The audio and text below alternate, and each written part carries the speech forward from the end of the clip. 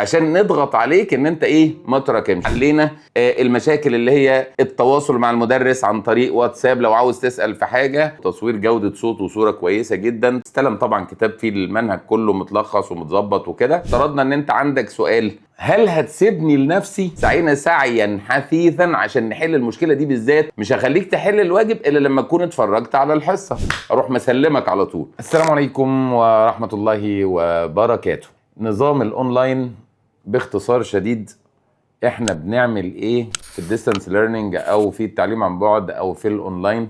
وربنا يشهد ان الواحد بيجتهد اكبر اجتهاد ان هو يقدم خدمات حقيقية ويحل المشاكل عشان انتوا ولادنا وولاد اخواتنا، مش اكتر من كده. وبنتوجه بداية لربنا سبحانه وتعالى، وربنا اعلم بالنوايا، ونحاول نحل كل المشاكل على قد ما نقدر بحيث ان نقدم لك خدمة تعليمية راقية وكويسة وتفي بكل الاحتياجات اللي انت محتاجها.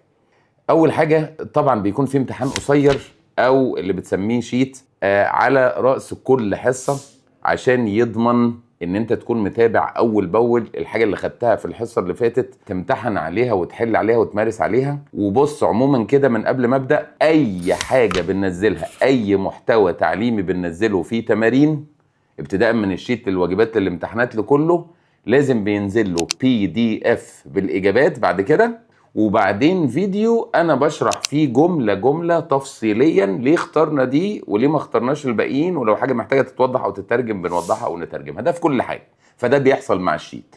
بالنسبة للحصص بتاعت الشرح يا اولاد، هي متقسمة على الاسبوع محتوى الاسبوع بيتقسم على مرتين، مثلا سبت وتلات، يومين بعاد عن بعض. الجزء الاول من المحتوى بينزل مثلا يوم السبت وليكن حصه جرامر، تاني هيكون حصه فوكاب لغويات وفروق لغويه ومفردات وحاجات زي كده. الحصه بتكون سكيلز اللي هي المهارات، بنكتب ازاي باراجراف، بنكتب ازاي اساي، بنكتب ازاي ريبورت، حسب بقى المنهج بتاعك والشغل بتاع المنهج بتاعك، بس بيكون خاص بالسكيلز او بالترجمه او بالريدنج او اي حاجه تانية بقى غير الجرامر واللغويات وكده. فالمحتوى بينزل على حصتين، متصور على طبعا سبوره سمارت محترمه وبتقنيات عاليه وتصوير جوده صوت وصوره كويسه جدا، تضمن لك ان شاء الله ان انت الحصه كأن انت قاعد بالظبط في السنتر، وافضل بكتير كمان.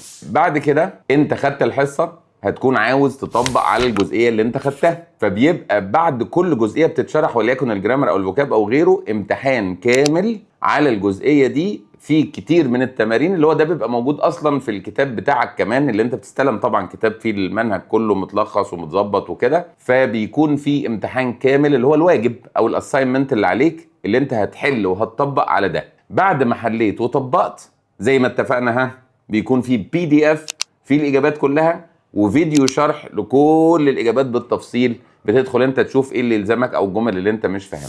طيب حليت على الجزئيه دي وتمام التمام، بس ولادي في ناس كتير بتحب تحل اكتر وتحل اكتر وتمارس اكتر على الحاجه، ما نسيناش الجزئيه دي. بنروح منزلين لك تمارين اضافيه غير الواجب، غير بتاعه الواجب، غير بتاعه الاساينمنت، بننزل تمارين اضافيه مكثفه على نفس الجزئيه اللي انت خدتها دي، سواء هي جرامر او لغويات او مهارات او سكيلز او كده يعني. وزي ما اتفقنا التمارين الإضافية دي نفسها هينزل ليها PDF فيه إجابات، وهينزل ليها فيديو فيه شرح الجمل. طيب حليت ده كله، في حاجات رغم ان احنا كده اصلا انا ما بديش فرصة، انا زي ما بقولك بنحل جملة جملة مع توضيح كامل للجملة وليه الإجابات دي غلط وليه الإجابة دي صح.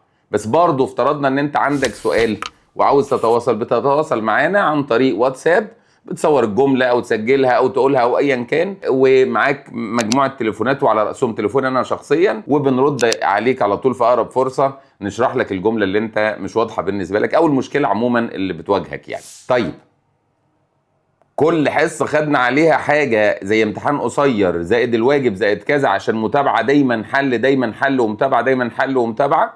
نيجي بقى مع الشهر نعمل الامتحان الشهري. قبل ما نعمل الامتحان الشهري، وده بيكون امتحان كامل وشامل ومطابق لمواصفات امتحان اخر السنه بالظبط، بنعمل لك الاول قبلها مرحله اعداد للامتحان ده.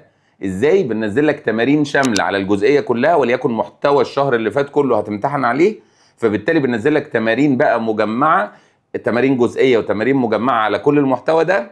دي حاجه. وبعدين قبل الامتحان بيومين بالظبط ننزل لك امتحانين، من امتحان لامتحانين تجريبي كامل زي اللي هتمتحنه لامتحان الشهر.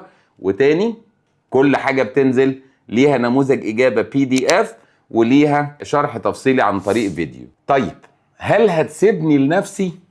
هل هتسيبني انا بقى انا لازم طالب شاطر واتابع نفسي بنفسي وكده؟ دي اكبر مشكلة في الموضوع. احنا سعينا سعيا حثيثا، عارف حثيثا؟ سعينا سعيا حثيثا عشان نحل المشكلة دي بالذات. مسألة ان انا السلبية الوحيدة بتاعة التعليم عن بعد مسألة تراكم. فدي اكتر مشكلة قعدنا عليها عشان نحلها على قد ما نقدر. بنعمل ايه؟ اول حاجة انت عندك سبت وتلات، فبالتالي انت مش هتعرف توصل لحصة التلات الا لما تكون خلصت كل حاجة السبت. ايه بقى كل حاجة السبت دي؟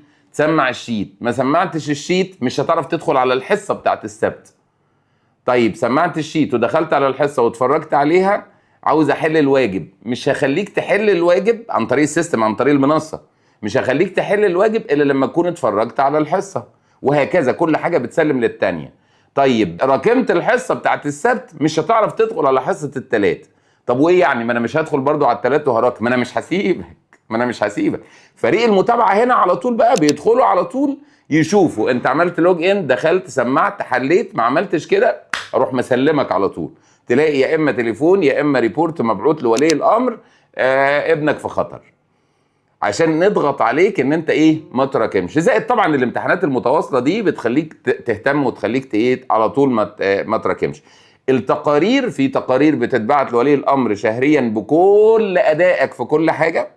ممكن ولي الامر يدخل على المنصه يتابع بنفسه او انت تدخل تتابع بنفسك، وممكن انت او ولي الامر تتواصل مع فريق شؤون الطلاب يقدروا في اي وقت من الشهر. انا دلوقتي حالا عاوز تقرير عن مستوى ابني في الفترة من كذا الى كذا، بيبعتوا لك التقرير فورا. ده جهد ربنا اللي عالم ان احنا بذلنا اكبر جهد عشان نوصلك لان انت تكون بتاخد درسك وانت قاعد في البيت معززا مكرما وبتوفر وقتك، وفي نفس الوقت يكون معاه حلينا المشاكل اللي هي التواصل مع المدرس عن طريق واتساب لو عاوز تسأل في حاجة، عدم التراكم عن طريق ان احنا بنعمل لك ريستريكشن وبنتابعك وبنوصل لولي الامر وبنوصل ليك وبنقول لك لو ما عملتش كذا كذا، وبتوصل ان احنا بنقول لك كويت، خلاص انت كده راجل مش منتظم، فخلاص احنا ايه مش عاوزينك معانا.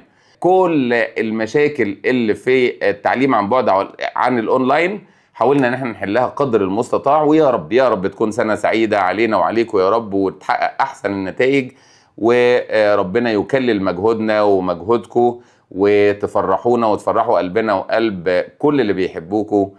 قولوا امين.